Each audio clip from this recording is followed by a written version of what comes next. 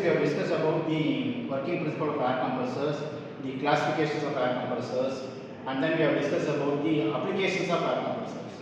So in the today's class we are going to discuss about the working principle of an reciprocating air compressor, and we are going to discuss about the PV diagram. Okay. So what is meant by reciprocating air compressor? So based on the working principle, so this is classified as a reciprocating air compressor.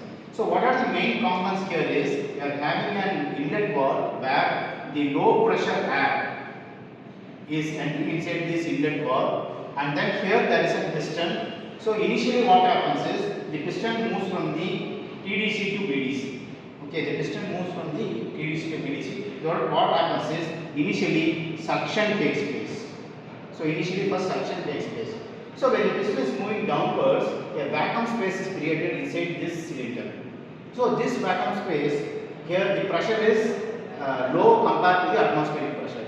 So normally air from a high pressure moves to a low pressure. So here high pressure moves to the low pressure. So during the suction the air enters inside the cylinder. So here air enters. Next what happens is, compression takes place. So during compression both the valves are closed so that the volume is reduced. So when the volume is reduced, automatically what happens is, the pressure is increased. So when the pressure is rising to the required level, what happens here is, the delivery valve is open. So the third process is discharge. Okay. So the delivery valve opens so that the compressed air is delivered. So when the pressure is reduced or lowered, what happens is, this delivery valve will close. So again the process is repeated so that air is taken during suction and it is compressed and it is delivered. So these are the three main processes in the reciprocating air compressors. So this compression of air takes place by the reciprocating motion of this piston. So that is why this is called as a reciprocating air compressors. Now let us see what is the parameters here in the compression of an air. Okay. So let us have a PV diagram. So now let us see here, in a PV diagram we are plotting the process. So initially what happens is, during 4 to 1 suction takes place.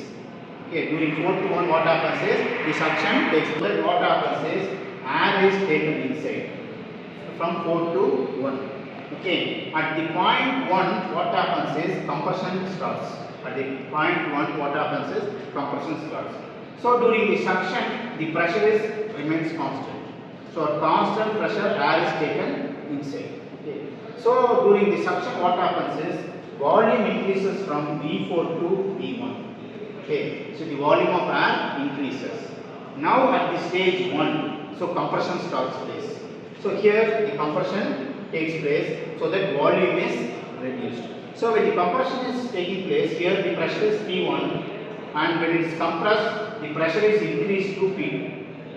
Okay. So here what happens is, here volume is reduced from V1 to V2. If you take the volume, if you compare the volume, V1 is reduced to V2. So now the pressure is increased to V2.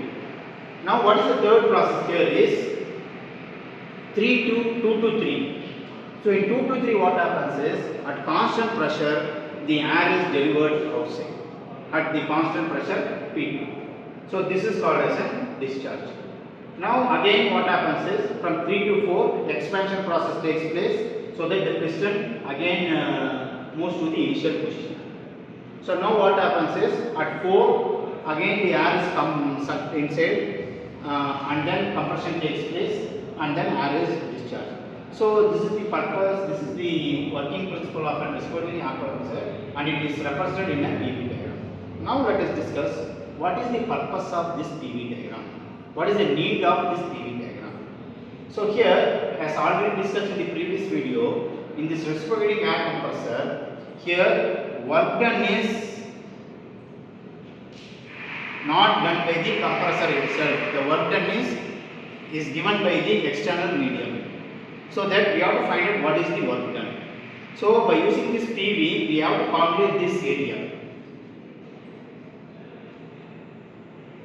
So the area in the PV diagram gives what is the work done. What is the work done? So this is the purpose of drawing this PV diagram. And then here the amount of air delivered is called as the free air delivered. Okay. So here the compression process takes place in 3 different types. So let us discuss this compression in the next coming lecture series. And this is about the reciprocating air compressor, and this is the process and the PV diagram. And we have discussed about the parameters, how the parameters are changing.